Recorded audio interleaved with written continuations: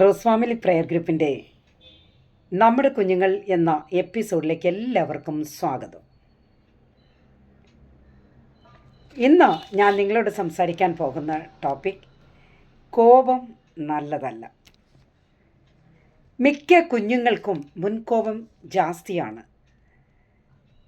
എന്തെങ്കിലും ഒന്ന് പറഞ്ഞു കഴിഞ്ഞാൽ അത് സത്യമാണോ എന്നതുപോലും ചിന്തിക്കാതെ ഉടനെ തന്നെ കോപപ്പെടുന്നത് കാണുവാൻ കഴിയും. കോപം കുഞ്ഞുങ്ങളിൽ പലതരത്തിലാണ് വെളിപ്പെടുത്തുന്നത്. അതുപോലെ ചിലർ കോപം വന്നു കഴിഞ്ഞാൽ എന്ത് ചെയ്യുന്നറിയാമോ, പെട്ടെന്ന് തന്നെ ബ്ലേഡ് എടുക്കുക, ഞരമ്പ് മുറിക്കുക.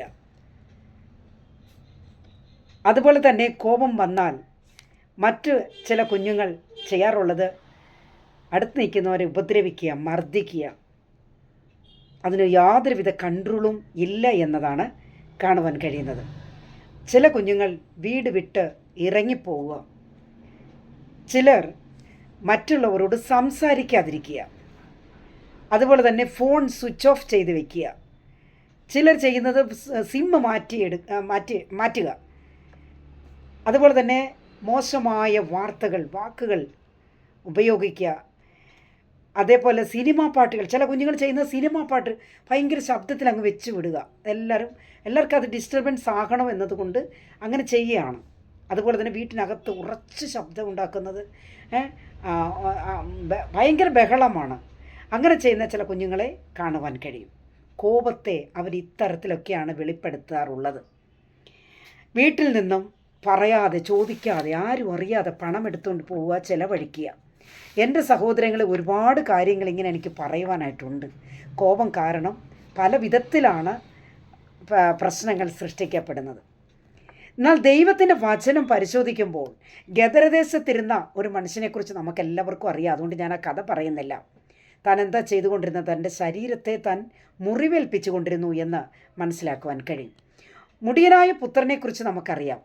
താൻ തൻ്റെ അപ്പൻ്റെ ഓഹരി എല്ലാം വാങ്ങിക്കൊണ്ട് ദൂരദേശത്തേക്ക് പോയി തനിക്കുണ്ടായിരുന്ന ആസ്തികൾ മുഴുവൻ ചെലവഴിച്ചിട്ട് അവസാനം തൻ്റെ അപ്പനെ തേടി, അല്ലെങ്കിൽ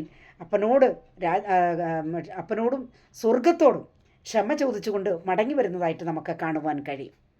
കുഞ്ഞുങ്ങളെ, മുകളിൽ പറഞ്ഞ കാര്യങ്ങൾ ഒന്നും തന്നെ കർത്താവിൻ്റെ സ്വഭാവത്തിൽപ്പെട്ട കാര്യങ്ങളല്ല കേട്ടോ. അപ്പോൾ അതുകൊണ്ട് അത് നമ്മൾ പിൻപറ്റണമെന്ന് ആവശ്യമില്ല. മാത്രമല്ല, സദൃശവാക്യത്തിൽ ഇങ്ങനെ പറയുന്നു.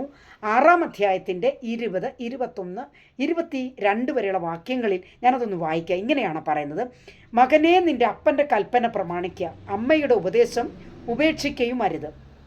അത് എല്ലായ്പ്പോഴും നിൻ്റെ ഹൃദയത്തോട് ബന്ധിച്ചു കൊള്ളുക, നിൻ്റെ കഴുത്തിൽ അത് കെട്ടിക്കൊള്ളുക. നീ നടക്കുമ്പോൾ അത് നിനക്ക് വഴി കാണിക്കും, നീ ഉറങ്ങുമ്പോൾ അത് നിന്നെ കാക്കും. നീ ഉറങ്ങുമ്പോൾ അത് നിന്നെ കാക്കും, നീ ഉണരുമ്പോൾ അത് നിന്നോട് സംസാരിക്കും. കുഞ്ഞുങ്ങളെ, കോപം കുറയ്ക്കുക.